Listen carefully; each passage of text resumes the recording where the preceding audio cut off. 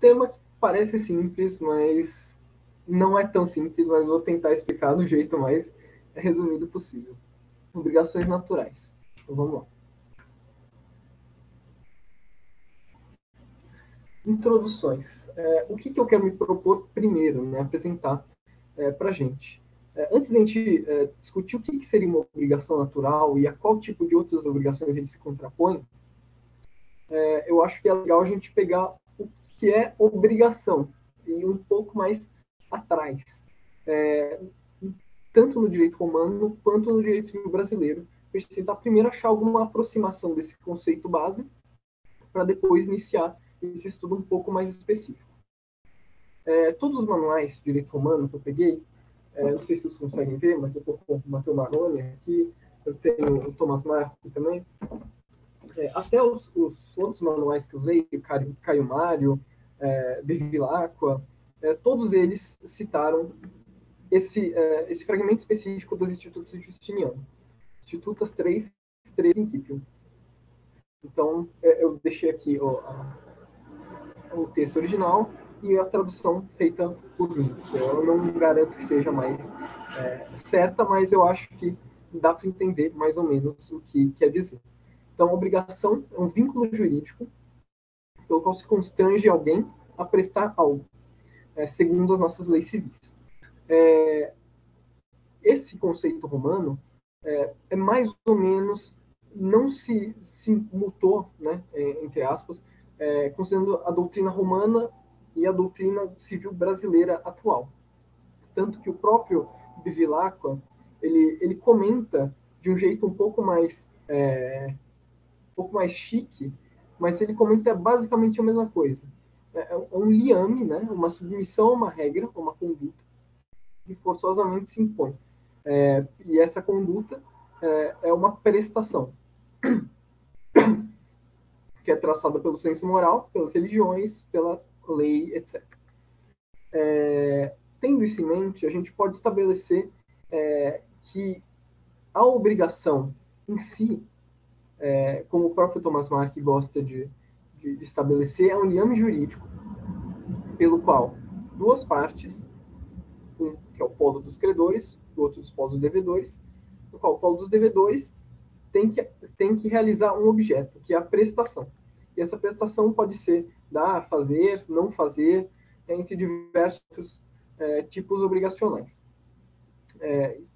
Sempre bom lembrar também que por obrigação a gente está levando aquela distinção quadripartite do que seria uma obrigação, né? Contratos, delitos, com os contratos, com os delitos, que é a mesma definição que está no digesto.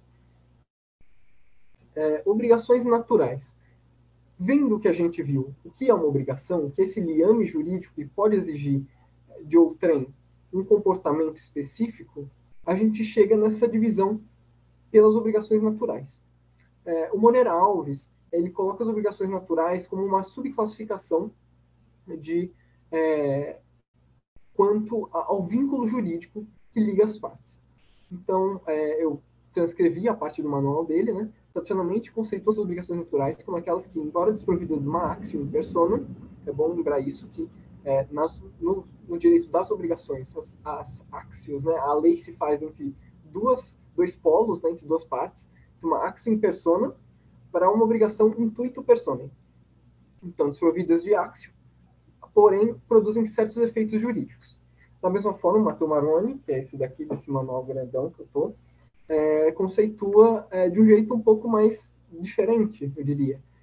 Qualifica as obrigações naturais por significar que se tratam de obrigações muito mais uniformemente de fato do que de direito. Me explico. O Marrone ele desenvolve um pouco a questão o que esse vocábulo natural podia ter a ver com outras aplicações desse vocábulo em outros institutos do direito romano, como, por exemplo, a possessio naturalis. Diferentemente da possessio naturalis, que é uma situação de fato, ou da obrigação civil, que é uma situação jurídica, a obrigação natural ela se assemelha a uma situação de fato, mas não é uma situação de fato, porém tem essa tutela jurídica, que apesar de ser uma tutela jurídica incompleta, como o próprio Marrone coloca, ela garante alguns efeitos, que a gente vai mencionar depois, entre eles a absolute retenção. Então, tendo isso em mente, a gente pode classificar, no geral, as obrigações quanto ao tipo de vínculo em duas. As obrigações civis, aquelas que possuem uma actio in persona própria, e as obrigações naturais, aquelas que, apesar de desprovidas de uma actio de direito civil, ainda produzem alguns efeitos. Modalidades. É um pouco complicado a gente pesquisar no direito romano todas as modalidades das obrigações naturais. Mas eu usei tanto o Maroni, como a gente vai ver depois, a Lúcia de Cíntio, para pegar algumas dessas modalidades mais importantes que estão de gesto.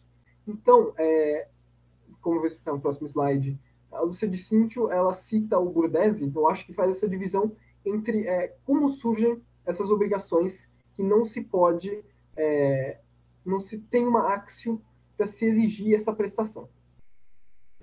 Seja pela incapacidade das partes, ou seja, falta às partes um elemento para que se feche esse vínculo, essa relação de direito civil. Primeiro ponto, relações servis, principalmente entre os servos e os patronos, e entre os servos e terceiros. Explico. Por exemplo, uma obrigação formada entre o servo e um terceiro na compra e venda de algum produto, por exemplo.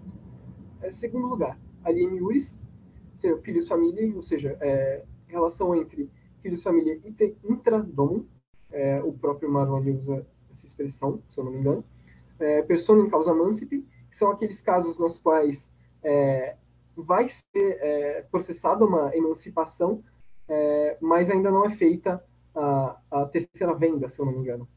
E casamento com humano, que explicando bem rapidamente, é basicamente como se a esposa entrasse na família do marido como se fosse filha, não como se fosse suiuris. Em terceiro lugar, obrigações assumidas em tutor e tutelado. Eu não achei outros exemplos entre tutor e tutelado, senão eu teria colocado, mas a Lúcia de Cíntio, que eu vou citar no próximo slide, ela cita essa modalidade. E uma segunda classificação dessas modalidades, coloquei como demais causas, mas seriam outras causas autônomas, seria da usure ex pacto, eu esqueci de fechar o parênteses, desculpa, gente. Basicamente, quando se existe uma obrigação de pagar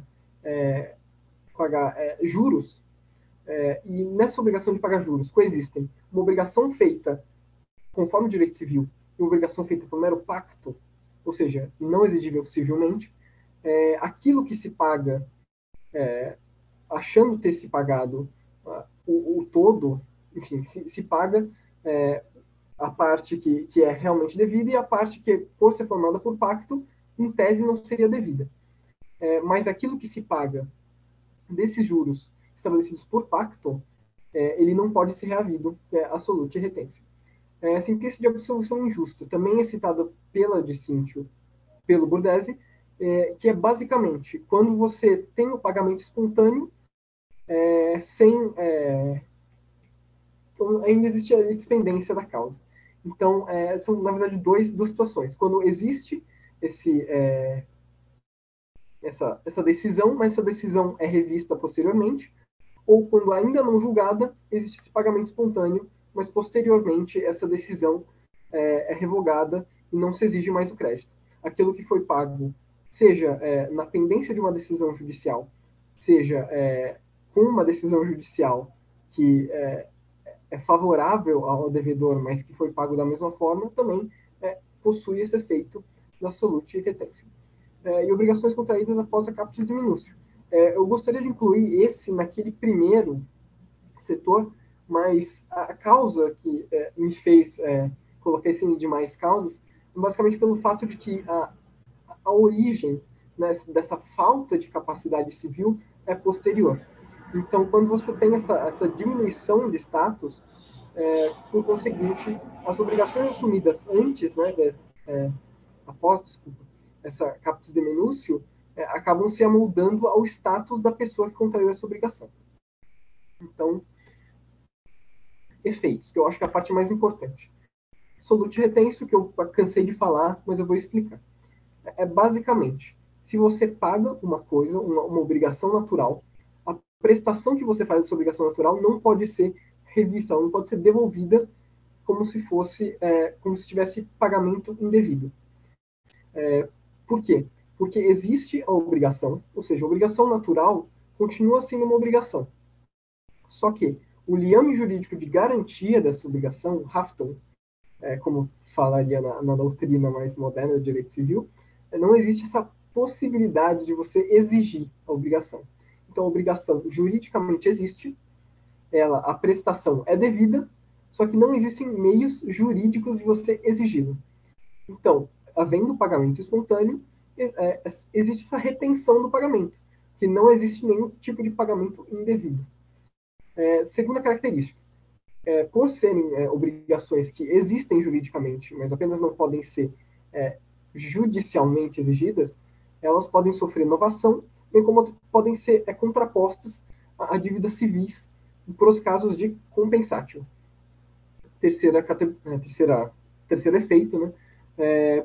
Apesar de não existir uma garantia dentro da própria obrigação de você poder reaver, né, o seu crédito, você pode garantir por garantias pessoais e reais. É um pouco não prático você pensar nisso, mas nesse caso, já que o credor não pode exigir do devedor natural, ele exige de quem prestou essa garantia, mesmo sendo uma obrigação natural. Eu queria fazer uma tangente agora, porque na tese, né, da Lúcia de Cíncio, ela observa logo no começo que o vocábulo obrigação natural, especificamente para o direito romano, ele é um pouco elusivo. Explico. Em algumas partes do digesto se fala em débito natural, em algumas partes se fala em obrigação, em algumas partes se fala em dever. Então, tratando também por uma perspectiva histórica, até porque o digesto não foi escrito em uma sentada só, a gente tem esse efeito de vocábulos diferentes podem tratar do mesmo instituto, só que eles tratam do mesmo instituto de formas diferentes. Porque, por exemplo, se a gente tem a noção de débito natural, débito a gente já tem a noção de que só existe não existe a exigibilidade, mas existe o direito. Já que a obrigação é composta, né, pelo Schuld e Haftung. Então, o débito natural seria só o Haftung. Dever natural, a Lúcia de Cíncio cita que ela é presente mais na codificação justinianeia, tem uma ideia mais de moral, em vez de uma ideia de direito. Como o próprio comentário do Bevilacqua, né, obrigações podem surgir de diversas partes. E essa modificação do conceito do vocábulo natural, seja de obrigação a dever, é refletida nessa mudança de vocábulo que existe nos diversos fragmentos do digesto. Outra coisa que eu me surpreendi bastante quando eu estava estudando. Via de regra, a gente aprende na faculdade que as obrigações naturais são só isso, obrigações as quais existe um vínculo jurídico, mas você só não pode exigir. Não pode exigir juridicamente que o débito seja devidamente prestado. Mas a Lúcia de Cíncio, citando algumas interpretações dadas ao digesto 50.17.84.1, ela traz à tona a possibilidade, né, de, usando uma interpretação literal, de se tomar o digesto 50.17.84.1, que ele fala sobre deveres gerados a partir do direito natural. Então, sancionado por deveres gerados a partir do direito natural, se não me engano. É falha minha por não ter colocado o fragmento. Mas, por uma interpretação bem literal desse fragmento, ele subdivide os tipos de sanções. Ele não fala diretamente uma sanção para as obrigações naturais, mas ele dá a entender que o ius gentium tomaria conta desse tipo de sanção. Então, ela organiza em dois grandes blocos, né, a partir tanto dessa interpretação do que seria a obrigação natural, se ela seria exigível, tanto quanto o vocábulo utilizado para se determinar o que é essa tal dessa obrigação natural. Então, a gente tem dois grandes blocos, né? O bloco de direito clássico, obrigação natural coercível, e cuja autora cita principalmente nas questões daqueles que são incapazes civilmente de se obrigar, como, por exemplo, dos servos, dos filhos, famílias impredomos, etc. Nas de caráter moral, que seriam do direito justinianeu, elas teriam uma outra visão do que seria esse tipo de obrigação. Até porque a gente não pode negar que, né, com a elaboração, né, do digesto, houve uma certa influência não só da moral, quanto até da religião, a gente pode falar, né? Então, esse caráter moral ele acaba sendo predominante na segunda fase, entre aspas, das obrigações naturais. E nessa segunda fase, segundo bloco, tem essa tutela apenas pelo efeito da retenção do que foi pago, ou seja, da solute retenção. Não existe a questão da inovação, das garantias, etc. Um exemplo disso é o caso dos deveres do liberto quanto ao patrono, que eu acho que é o exemplo mais claro que eu acho que a Lúcia Vicíntio apresenta na tese dela. Direito brasileiro. Eu tentei pegar uma doutrina mais atual, eu até gosto que coloquei do Vilaco aqui, mas basicamente, o Caio Mário da Silva Pereira, ele estabelece que as obrigações naturais, pelo Código de 2002, se apresentam também como um meio, né, mais ou menos se aproximando da definição do Marrone. Então, elas não são nem moral, nem completamente direito. Mais que um dever moral, ou seja, não sancionável, mas é menos do que uma obrigação civil, justamente por não ser sancionável. E o Caio Mário, ele na discussão, tanto desse histórico romano das obrigações naturais, ele procura usar o termo obrigações judicialmente inexigíveis. E esse termo obrigações judicialmente inexigíveis na verdade, o termo que está no nosso Código Civil atual. Então, a gente até pode identificar, né, os efeitos, mas a gente não vai perceber diretamente eles usarem esse vocábulo de obrigações naturais. Então, eles usam essas obrigações judicialmente inexigíveis. Eu separei alguns artigos aqui que demonstram nessa, os efeitos dessa obrigação, que continua sendo uma obrigação natural, só que por outros nomes. Então, no Código Civil de 2002, os exemplos básicos, são os exemplos básicos também que a gente tem nas aulas de direito, quando vai se falar em classificação das obrigações, dívida de jogo e aposta, além da dívida contraída de jogo e aposta, o reembolso do que se emprestou para jogo e aposta, ou seja, esse mútuo, né, que é feito com esse intuito específico, ou seja, para o ato de jogo ou aposta, e uma mais geral, né, o que se pagou para sofrer dívida prescrita ou cumprir obrigação judicialmente inexigível. Então, a gente pode perceber que já existe um contraste. No Código Civil de 2002, existe uma delimitação muito maior do que seria essa obrigação natural, sobretudo na questão dos efeitos. A gente pode notar que não existe o vocábulo obrigação natural, mas é bem claro o efeito da retenção do que foi pago, da repetição do indébito. Né? Eu acho que é o termo mais certo de a gente se utilizar. Então, deixando de lado a questão da inovação, da capacidade das partes, a gente vê que o Código Civil de 2002 ele foca muito mais nesse efeito em específico, ou seja, da repetição do indébito, ou a impossibilidade, né, da repetição do indébito, do que o que de fato seria a obrigação natural romana, que é uma questão muito mais de capacidade, é uma questão de formação desse liame jurídico. Já terminando minha apresentação, eu falei que ia ser breve, mas basicamente, conclusões parciais, eu coloquei uma interrogação, porque por mais que eu tenha pesquisado sobre esse tema, eu ainda tenho muita coisa a concluir, né, sobre esse tema. Então, para mim, ficou mais interrogações do que certezas. Então, a gente pode ver no direito civil atual uma aproximação da definição de obrigação natural justinianeia, conforme de Cíncio.